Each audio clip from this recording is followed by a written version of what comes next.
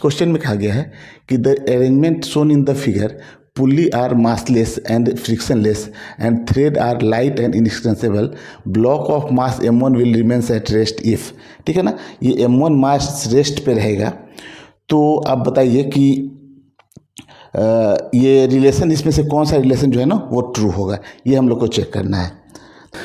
तो देखिए इसको हम लोग प्रोसेस से कैसे करते हैं। तो देखिए सबसे पहले आप ये देखिए कि यहाँ पे अगर मान लेते हैं कि इस स्ट्रिंग पे टेंशन अगर कुछ टी है, यहाँ पे भी टी होगा, तो यहाँ पे टेंशन कितना हो जाएगा 2t, तो यहाँ पे टेंशन भी होगा कितना 2t, तो यहाँ पे टेंशन हम लोग कितना बताएंगे 2t, यहाँ से टेंशन दिखाएंगे तो 2t होगा। समझ में आ रहा है ना। और नीचे यहाँ क्या लगेगा m1g, ये चीज़ समझ में आ रहा है। तो अगर ये सेकंड, ये बी पुली को अगर देखें और बी पुली के लिए इक्वेशन लिखें तो देखिए बी वाले पुली के लिए हम लोग इक्वेशन, ऐसे तो हम लोग इस फॉर्मूले को डायरेक्ट हम लोग यूज कर सकते हैं, लेकिन मैं यहाँ आपको निकाल कर दिखा रहा हूँ, ठीक है। तो देखिए बी वाला का देखिए यहाँ पे क्या है, ये m2 है और ये m3 है ना। तो मान लेते हैं यहाँ पे कि m2 इज़ ग्रेटर देन अगर m3 हो, ठीक है ना, m2 is greater than m3 हो, तो ये नीचे जाएगा तो ये ऊपर जाएगा, है ना। तो हम लोग इक्वेशन क्या लिखते हैं यहाँ पे कि जितने एक्सेलरेशन से ऊपर जाएगा उतने ही एक्सेलरेशन से नीचे जाएगा। तो इसके लिए अगर इक्वेशन लिखें तो क्या लिखेंगे m2g माइनस का t is equal to m2a, और इसके लिए इक्वेशन लिखेंगे तो t minus m3g is equal to m3a। Divide कर लीजिए दोनों साइड, a से a कैंसिल हो गया, तो यहाँ से देखिए कितना आ रहा है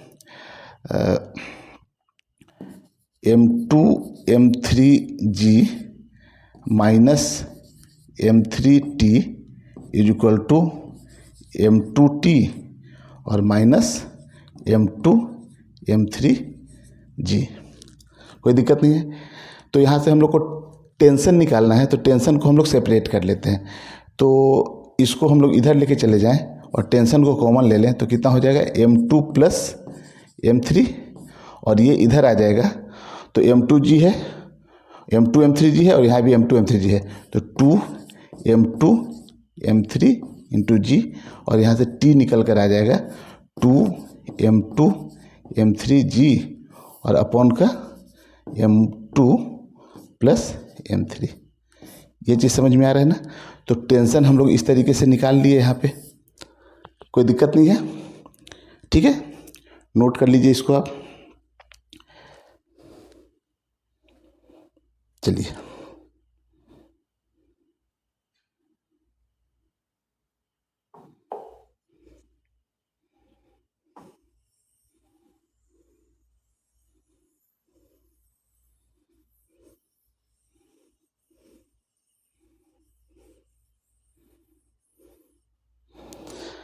अब देखिए, अब हम लोग यहाँ से लिख सकते हैं क्या कि यहाँ से जो 2t है ना वो m1g के बराबर है। तो यहाँ से देखिए 2t, t की वैल्यू निकल के आ गई है, तो 2t किसके बराबर है m1g के बराबर है। तो यहाँ से 2 और t की वैल्यू हम लोग यहाँ निकाल लिए हैं, कितना है 2m2 m3g है ना। तो 2 इंटू 2m2 m3g, ठीक है, और अपॉन में कितना है m2 प्लस m3, ये किसके इक्वल हो जाएगा m1g के इक्वल हो जाएगा, m1g के इक्वल हो जाएगा। समझ में आ रहा है ना। टेंशन की वैल्यू यहाँ रख देते हैं। यहाँ पे जब अगर ये इक्विलिब्रियम में है, ये इक्विलिब्रियम में है, तो हम लोग ऐसा कह सकते हैं कि 2t जो है ना वो किसके इक्वल है m1g के इक्वल है। वही चीज़ की हम लोग t की वैल्यू निकाल ली है। तो यहाँ से देखिए g से g को कैंसिल आप कर दीजिए, ठीक है ना, और इसको इधर लेके चले जाएं तो 4m2 m3 is equal to कितना लिखेंगे m1 m2 और प्लस m1 m3, ठीक है। अब यहाँ पे हम लोग क्या कर ले रहे हैं ना कि m1 m2 m3 से दोनों साइड डिवाइड कर दीजिए। तो यहाँ अगर आप m1 m2 m3 से डिवाइड कर देते हैं तो यहाँ दोनों में अलग अलग करना होगा, m1 m2 m3 और अपॉन में यहाँ पे m1 m2 m3। तो यहाँ से देखिए m1 m2 m3 से m3 कैंसिल हो जाएगा, तो ये 4m1 आ जाएगा इक्वल टू, यहाँ देखिए m1 m2 है, कैंसिल हो जाएगा तो 1/m3 और प्लस यहाँ से m1 m3 कैंसिल होगा तो 1/m2। तो इस हिसाब से देखिए आपका कौन सा ऑप्शन करेक्ट हो रहा है। तो ये बी जो ऑप्शन है ना, ये ऑप्शन करेक्ट है। 4/m1 equal to 1/m3 plus 1/m2। ठीक है।